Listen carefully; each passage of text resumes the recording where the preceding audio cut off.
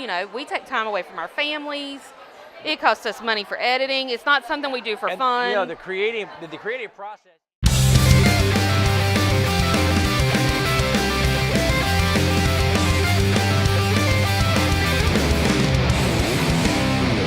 Hello, World Wide Web. Welcome back to the Hangin With Web Show. I'm GW Pomichter. Thank you so much for logging on, tuning in, coming on over and checking out the show.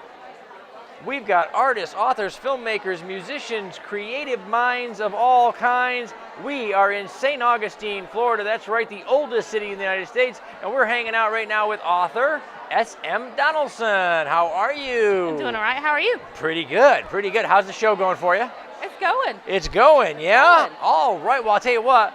Let's start with the book. Okay. All right, we have up here, Arrested.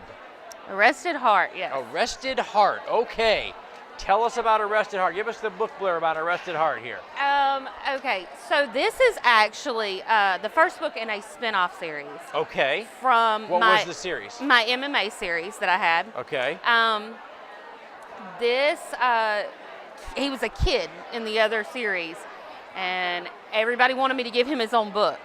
But I had already given him a career in the other book, so I couldn't make him an MMA fighter, so I had to give him a career. And thus blossomed my Dispatch 247 series, because I decided that I didn't want to do another series that every character did the same thing. Okay. Like every character had the same job. Yeah. So I was like, well, I could do a dispatch series because all emergency calls go through a dispatch center.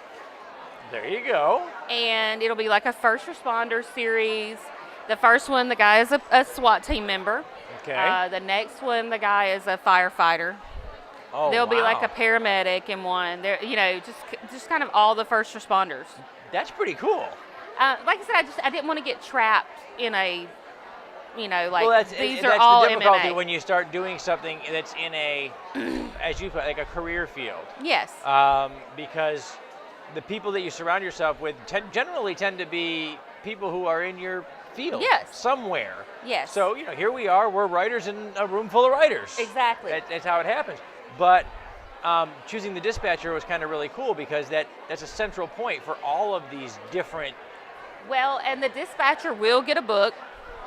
Eventually in the series, the dispatcher will get a book. They'll earn it.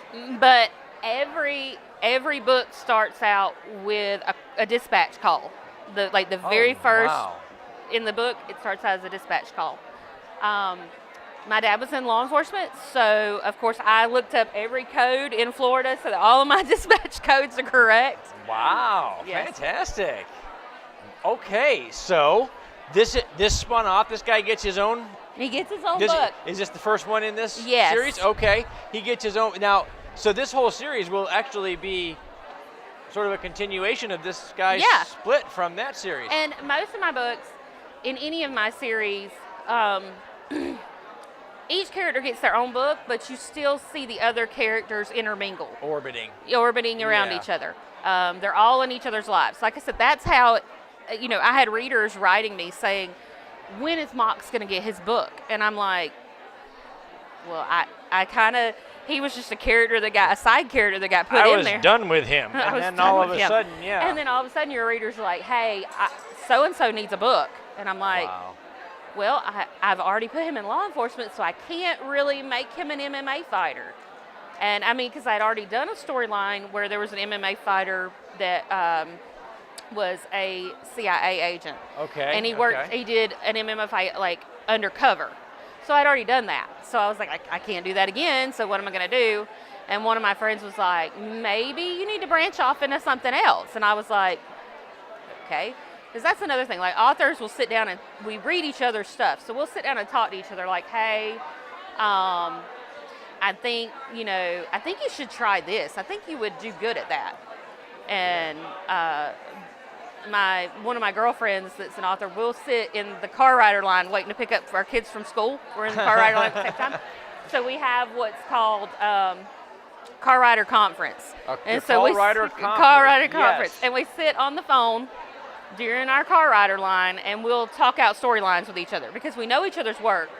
And so she'll be like, how many books is this for you? I think because I just released one in the MMA series. I believe I have 20 out altogether. Oh, fantastic. How long have you been writing professionally? Since December of 2012. Wow. 20 books. You are a busy writer. There was one year, and I haven't done this in a while because it just about killed me. One year I put out like 4.5 books. I put out like a novella in there too, so there was like 4.5 books. Wow. And it's a lot. It is. It's very time consuming, and that's one of the things where authors get upset about like piracy and stuff like that, is because you don't realize that, you know, we take time away from our families. It costs us money for editing. It's not something we do for fun. You know, the creative process is a process. Exactly. It's work. Whether you're banging out those first pages and trying to get the story onto the page, whether you're editing and rewriting, which is so much of what we do. Yes. And or you're working with editors and you're working with cover design and there's a job in there. Yes.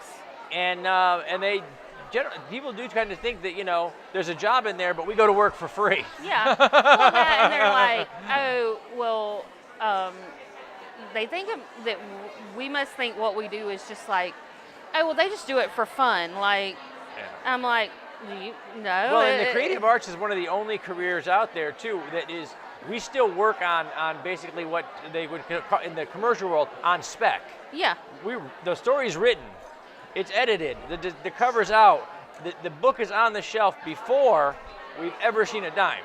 Exactly. It's all on spec. And it's according to what sales outlet you go through as to when you get paid for that.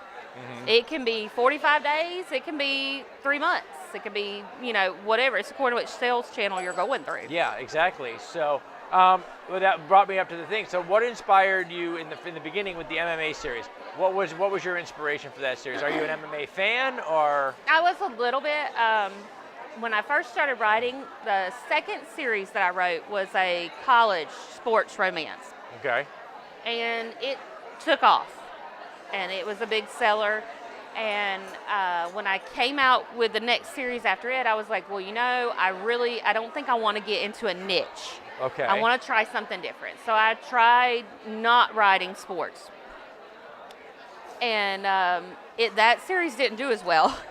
And so one of my friends was like, you might as well face it. Like, sports and like mystery, like suspense are your niches, and that's where you need to go back to. And I'm like, okay. Then I was like, I wanted to write adults because there's a difference in new adult and adult. New adult is characters between the ages of like 18 and 25. And I wanted my characters to be over 25. So I was like, well, what sport can I write that they're older than 25? And I like football. I love football. But I didn't want to write pro football. I keep my characters in the South because that's where I'm from and that's what comes through in my writing. I'm like, what sport can we do that's in the South? And finally, I was like, you know what? I kind of like MMA kind of intrigues me. And I did a lot of research. I talked to some people that had been like amateur fighters, a world boxer. I talked to him, and he did a little bit of cross training. And I came out with the first story, and that story did so well. Oh my gosh, it like shocked me. Like, that's awesome. When it hit the market, like it sat there for like a week or so, and then all of a sudden I started getting like updates from Amazon where it was like climbing. Just exploding. Yeah. That's fantastic, though. Then it was that same thing. They were like, when I started that series, I planned on 3 books. 3 books. I had 3 characters, planned on 3 books. And little by little, everybody kept saying, well, is so-and-so getting a book? Well, is this guy getting a book? You know, it is a lot, and you know, it's a mark of a successful book or a successful story. Oh yeah. Is that the protagonist of a story and the antagonist of the story are your key ingredients. But if it's like cooking a good meal. Oh yeah. If you want the key ingredients to work right, it's all about what spices around it.